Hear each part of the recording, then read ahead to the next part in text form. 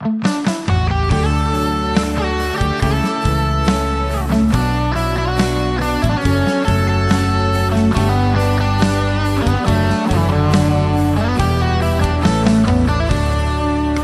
bang zing kanun tang na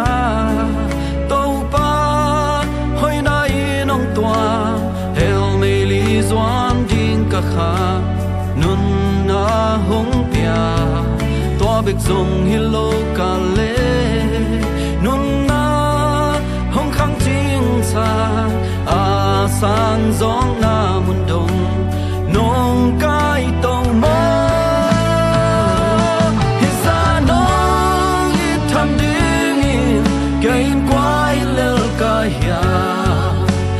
in quan pi te zong bang lel la ya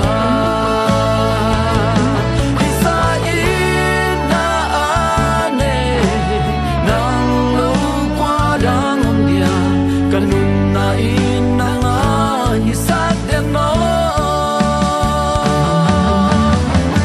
har kuk tum sa kanun na ne pi har kuk sum pan ke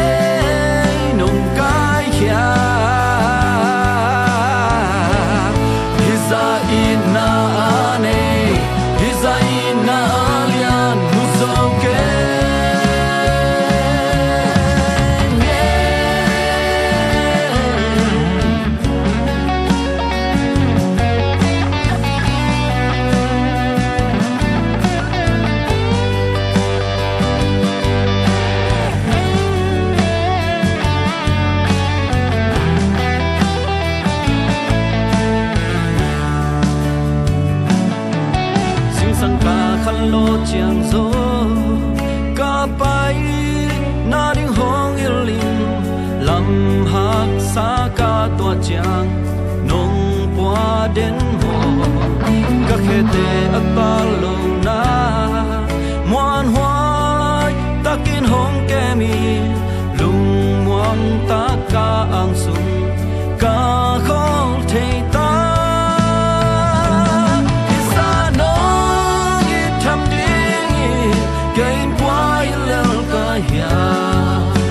ka in quan pi te zong bang lel la ya